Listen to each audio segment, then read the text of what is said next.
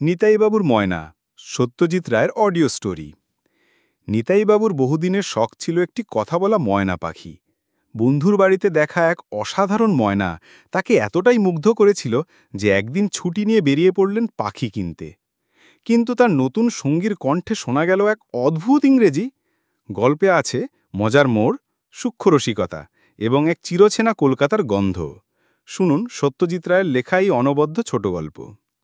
স্বাগতম, আপনি শুনছেন সত্যজিৎ রায়ের লেখা একটি অনবদ্য বাংলা ছোট গল্প, নিতাইবাবুর ময়না। আমাদের এই চ্যানেলে আমরা নিয়ে আছি বাংলা সাহিত্যের মনোকাড়া গল্পগুলোর অডিও রূপ। চোখ বন্ধ করে শুনুন আর হারিয়ে যান কলকাতার পুরনো অলিগলিতে, মজার চরিত্র আর ব্যতিক্রমে কাহিনীর ভেতর। চলুন শুরু করা যাক। নিতাইবাবুর অনেক দিনের শখ একটা ময়না কিনার। তার বন্ধু শশাঙ্ক সেনের বাড়িতে একটা ময়না আছে। সে তা হেন বাংলা কথা নেই যে বলে না। তার কথা শুনতেই নিতাইবাবু মাসে অন্তত ৩ বার করে শশাঙ্কবাবুর বাড়িতে যান। সেদিন তো শশাঙ্কবাবুর বৈঠকখানায় ঢুকতেই নিতাইবাবু শুনলেন ময়না বারান্দা থেকে বলে উঠল, আসুন বসুন।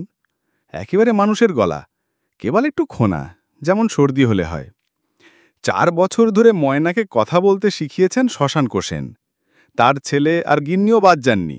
সুতরাং পাখির কথার স্টক এখন বিশাল। নিতাইবাবু মুগ্ধ হয়ে শোনেন আর মনে মনে ভাবেন, এমন একটা পাখি থাকলে নিরানন্দ সন্ধেগুলি চমৎকার কেটে যায়। শশাঙ্কবাবু বন্ধুকে দোকানের সন্ধানও দিয়ে দিয়েছেন। নিউ মার্কেটের পাখির সেকশন জানো তো? সেখানে গিয়ে লতিফের দোকানে খোঁজ করবে। আমার এই ময়নাও লতিফের দোকান থেকে কেনা। নিতাইবাবু ন্যাশনাল ইন্স্যুরেন্স কোম্পানিতে অ্যাকাউন্টস ডিপার্টমেন্টে কাজ করেন। বিয়ে করেননি, থাকেন ভবানীপুরের বেনিনন্দন স্ট্রিটের একটা ফ্ল্যাটে। অফিস টাইমে মার্কেট যাওয়ার উপায় নেই। অফিস ফেরতও যাওয়া হয় না, কারণ মার্কেট বন্ধ হয়ে যায়। তাই গুড ফ্রাইডের ছুটিতে সকাল 10টায় নিতাইবাবু মার্কেটে গিয়ে হাজির হলেন। পাখির বাজার কোথায় জানাই ছিল। সেখানে গিয়ে লতিফের কথা জিজ্ঞেস করতেই এক ভদ্রলোক এগিয়ে এসে বললেন, কেন স্যার, লতিফ কেন, আপনার পাখি চাই তো? নিতাইবাবু হ্যাঁ বলতে ভদ্রলোক বললেন, তা আমার দোকানে আসুন না, আমার স্টক কারুর থেকে কম না। দোকানটা বড়, তাতে সন্দেহ নেই। আর পাখিতে বোঝাই, কিচিরমিচির শব্দে কান পাতা যায় না। কি পাখি খুঁজছেন জিজ্ঞেস করলেন ভদ্রলোক। ময়না। তা কটা চাই আপনার? এই দেখুন খাঁচার শাড়ি, সব কটা ময়না। কথা বলে? ময়না কথা বলবে না, শিখে নিলেই বলবে। টকিং বার্ডের মধ্যে ময়নার পজিশন একবারে টপে। তবে একটা কথা, ময়না কিন্তু 2 রকমের হয়, নেপালি আর আসামি। দুটোই তফাৎ কি? আসামির দাম বেশি, কারণ কথা বলে বেশি ভালো। নিতাইবাবু মনে মনে আসামি ময়না নেওয়াই স্থির করে ঘুরে ঘুরে পাখি দেখতে লাগলেন। আমার নামটা মনে রাখবেন স্যার, বললেন দোকানের মালিক মণিলাল কর্মকার। 56 বছরের ব্যবসা আমাদের, গ্র্যান্ডফাদার স্টার্ট করেন। খাঁচা সমেত ময়না পাওয়া যাবে তো? নিশ্চয়ই, তবে খাঁচার দাম আলাদা। আপনি আগে চয়েস করুন না, এইগুলো আসামি আর এইগুলো নেপালি। নিতাইবাবু আর সময় নষ্ট না করে একটা আসামি ময়নার দিকে দেখিয়ে বললেন, এইটা আমি নেব। কিছু দরাদরির পর 300 টাকায় রফা হলো। পাখি 220 আর খাঁচা 80। নিতাইবাবু খাঁচা সমেত পাখি নিয়ে নিউ মার্কেটের সামনে দাঁড়ানো একটা ট্যাক্সিতে চড়ে বাড়ি মুখে রওনা দিলেন। ছোট্ট ফ্ল্যাট, 2খানা ঘর আর একটা অপ্রশিষ্ট বারান্দা, একা মানুষের পক্ষে যথেষ্ট। চাকর গণেশের হাতে খাঁচাটা চালান দিয়ে নিতাইবাবু বললেন, এটাকে বারান্দায় টাঙিয়ে রাখার ব্যবস্থা করা। পাখিকে কি খেতে দিতে হবে সে ব্যাপারেও চাকরকে নির্দেশ দিয়ে দিলেন নিতাইবাবু। বল দেখি রাধেকৃষ্ণ। নিতাইবাবু তর সহ্য হচ্ছে না। নাওয়া খাওয়া হয়নি, তাও পাখির বাকশক্তি পরীক্ষা না করে তার স্বস্তি নেই। রাধেকৃষ্ণ, রাধেকৃষ্ণ, বল দেখি রাধেকৃষ্ণ। হাঁচার সামনে দাঁড়িয়ে পাখির দিকে একদৃষ্টে চেয়ে আবার নিতাইবাবু বললেন। এরপর ময়না ঘাটটা একটু নাড়ল, তারপর পরিষ্কার গলায় বলা কথা এলো, হ্যালো, গুড মর্নিং। সে কি, পাখি ইংরেজি বলে? নিতাইবাবুর বিস্ময়ে কাটার আগেই পাখি আবার কথা বলল, ইউ রাস্কেল। আর পরক্ষণে কণ্ঠস্বরে বেশ বিরক্তি এনে পাখি বলে উঠল, shut up, shut up. Nitaibabu চমৎকৃত হলেও তার মনটা কেমন যেন ভারী হয়ে উঠল। মণিলাল কর্মকার এমন ভুল করল কি করে? এ ময়না যে সাহেব বাড়িতে ছিল তাতে কোনো সন্দেহ নেই। পাখির কথা থেকে সাহেব যে কেমন লোক সেটাও খানিকটা আঁচ করতে পারলেন নিতাইবাবু। খিটখিটে মেজাজ, বয়স 50-এর কাছাকাছি, সম্ভবত 2 আসলা অর্থাৎ ফিরিঙ্গি। এ ময়না কি বাংলা শিখবে কোনোদিন? নাকি তিনি এখনই গিয়ে এটাকে বদলে অন্য ময়না নিয়ে আসবেন। অনেক ভেবে নিতাইবাবু একটা সিদ্ধান্তে এসে পৌঁছলেন। কটা দিন দেখাই যাক না। এই ময়না শশাঙ্ক সেনের ময়নার চেয়েও বেশি স্পষ্ট কথা বলে, অর্থাৎ এটা যে বাকশক্তির বিচারে অতি উঁচু দালের ময়না তাতে সন্দেহ নেই। এই কত রকম ইংরেজি কথা বলতে পারে সেটা সম্বন্ধেও কৌতূহল হল নিতাইবাবুর। না, এটা থাক কিছুদিন। আর ময়না তো ইংরেজি বাংলায় তফাৎ করতে পারে না, কানে যা শোনে তাই বলে। এটা এতদিন ইংরেজি শিখেছে, এবার বাংলা শিখবে। 3 দিনেই নিতাইবাবু আবিষ্কার করলেন যে ময়নার ইংরেজি কথার পুঁজি অফুরন্ত, আর সেই সব কথার বেশিরভাগই গালাগালি আর ধমকানি। Stupid, fool, silly ass, you idiot, dammit, shut up, get out, এই জাতীয় কথাই বেশি। আর এই সব কথা শুনলে মনে হয় ময়নারই মেজাজ যেন তিরিক্ষি। এদিকে বাংলা শেখানোর চেষ্টাতেও বিরতি নেই।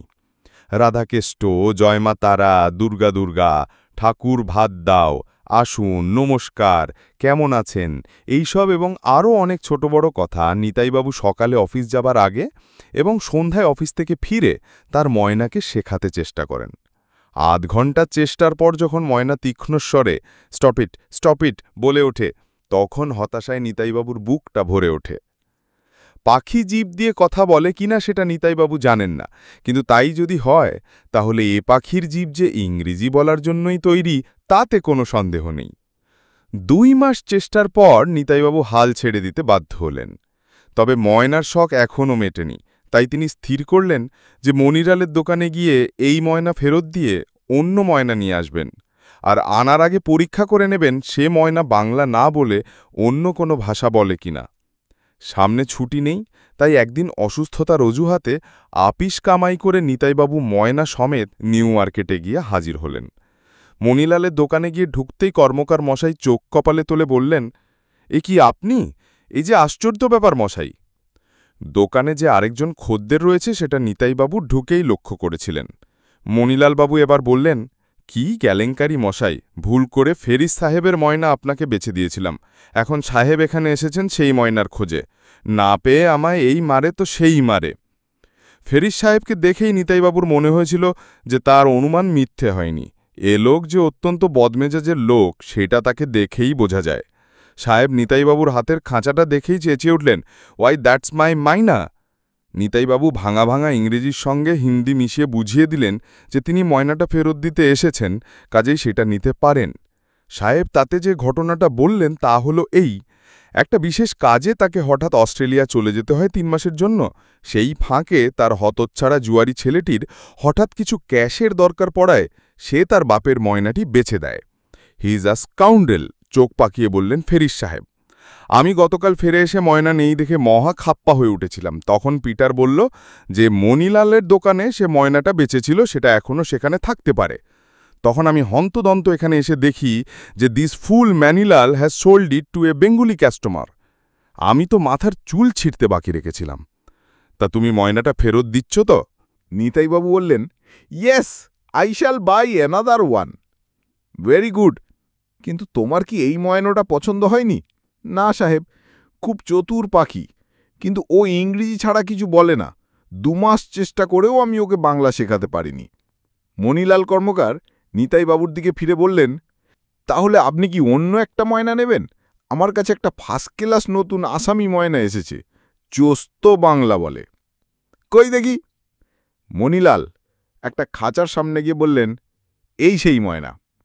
নিতাইবাবু খাঁচার দিকে ঝুঁকে পড়তেই ময়না বলে উঠল, চিন্তামণি, চিন্তামণি। নিতাইবাবু আর দ্বিধা না করে বললেন, এই পাখিটাই আমি নেব। তুমি আমার ময়নাটা কত দিয়ে কিনেছিলে নিতাইবাবু? ফেরিস সাহেব জিজ্ঞেস করলেন। খাঁচা সমেত 300 টাকা, বললেন নিতাইবাবু। ফেরিস সাহেব মানিব্যাগ বার করে তার থেকে 3টে 100 টাকার নোট বার করে নিতাইবাবুকে দিয়ে বললেন, আমার গুণধর পুত্রটির জন্যে আমার নিজের পাখি আমাকে দ্বিতীয়বার পয়সা দিয়ে কিনতে হলো। Anyway, all's well that ends well. আশা করি এই 2 মাসে আমার পাখি ইংরেজি ভুলে যায়নি। সাহেবের মুখে এই প্রথম হাসি দেখা দিল। নিতাইবাবু এবার ফেরিসের কাছ থেকে পাওয়া 300 টাকা মনিলাল বাবুর হাতে তুলে দিলেন। মনিলাল বাবু বাংলায় ফিসফিস করে বললেন, পাখি নেই দেখে সাহেব আমাকে যা গাল দিলেন আমার কান এখনো ভোঁ ভোঁ করছে। ফেরিস সাহেব এবার তার হাতের ময়নাটার দিকে চেয়ে বললেন, টুট্রি, সে হ্যালো গুড মর্নিং, সে হ্যালো গুড মর্নিং।